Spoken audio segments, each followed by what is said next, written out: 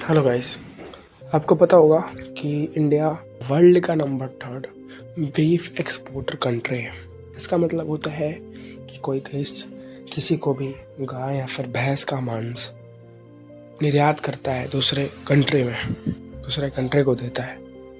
तो हमारा जो भारत है वो लगभग बीफ डिमांड का 13% खुद प्रोवाइड करता है अदर कंट्रीज़ को।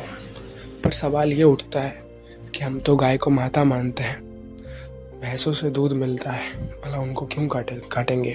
बिल्कुल सवाल जायज़ है, पर ये होता है।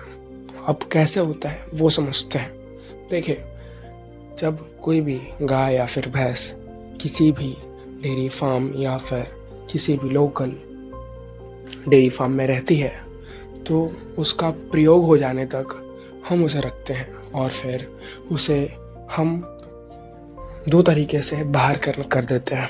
पहला तरीका कि अगर वो गाय रही तो थोड़ा आपके अंदर अगर हिंदुत्व जग जाता है तो आप उसे रोड पर छोड़ देते हैं कि चरेगी, बिजनेस में मेरा लॉस नहीं होगा और काटेंगे तो बड़ा पाप लगेगा।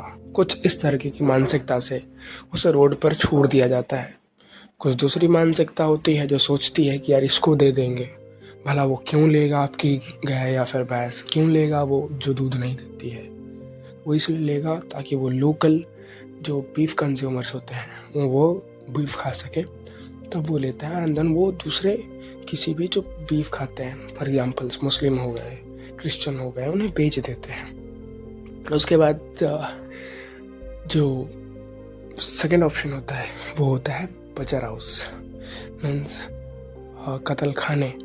अब वहाँ क्या होगा कि वो सब जाएंगे, जो बच्चे होंगे जो दूध नहीं दे सकेंगे, जैसा कि कोई बछड़ा हो गया जो दूध नहीं दे सकेगा, तो उसे कत्ल खाने भेजा जाता है। उसे काट कर पैक करके एंड देन हमारी कंट्री तो उतना कंज्यूम कर नहीं सकेगी, तो फिर उसे एक्सपोर्ट कर दिया जाता है। दैट्स वाई कि हमारे देश काफ़ी आगे है। पर आपको दिख जाती होंगी कि गाय तो रोड पे दिख जाती होंगी, पर वैसे नहीं दिखती होंगी क्योंकि उनको कोई माता नहीं मानता और उनको लोग समझते हैं कि ये तो बस दूध देने के साधन है। पर अगर आपको कभी भी ऐसा कुछ फील करना हो कि उन पे क्या बीतती है या फिर क्या होता है, तो आप एक बार आप ज़रूर डेयरी फार्म घूम के आएँ। तो अगर आप कहीं घूमना चाहते हैं, कहीं आपके डेस्टिनेशन है, तो सबसे पहला होना चाहिए डेयरी फार्म या फिर पोल्ट्री फार्म। तो ये एक पहला स्टेप हो सकता है आपके वेगन बनने तक। पर डेफिनेटली हम सब भी परेशान हैं कि अगर दूध छोड़ते हैं तो दूध का ऑल्टरनेटिव क्या होगा। पर छोड़ना क्यों है? छोड़ना इसीलिए है क्योंकि ये उन्हें एक्सप्लॉइट किया जाता है। और अगर वर्ल्ड में एक चेंज चाहिए तो हमें एक स्टेप कदम उठाना पड़ता है, खुद से उठाना पड़ता है।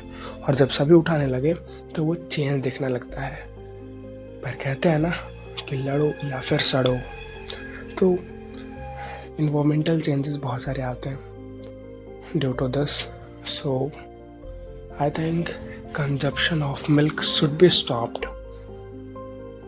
एंड जब ये रुकेगी तब वो होगा जो हम चाहते हैं, एक्सप्लॉयटेशन रुकेगा। और not only beef, not only milk, every meat जहाँ से हम लेते हैं उन्हें रोकना चाहिए क्योंकि उनका बहुत बड़ा इफेक्ट होता है हमारे इन्वायरमेंट पे। जब वो पलते हैं फिर हम उन्हें काट देते हैं तो उनका बड़ा इफेक्ट होता है। जब हम पोल्ट्री फार्म में एक्स्ट्रा जानबूझकर इंजेक्शन लगा के पालते हैं तो उनका एक रोल होता है।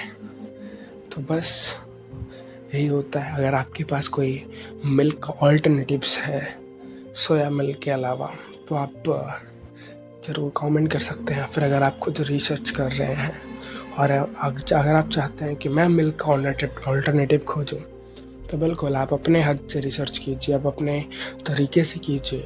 और अगर आपके पास बहुत पैसे हैं, लिटरली बहुत ज़्यादा, तो आप एक R&D टीम बिठा लीजिए, उनसे रिसर्च करवाइए। All vegans needs your help, क्योंकि एक बजट में मिल्क ऑल्टरनेटिव चाहिए ही चाहिए। क्योंकि लोग नहीं छोड़ेंगे जब तक उनको चाय की लत होगी, जब तक उनको दूध की लत होगी। ये सब कुछ बहुत ही बुरा होता है।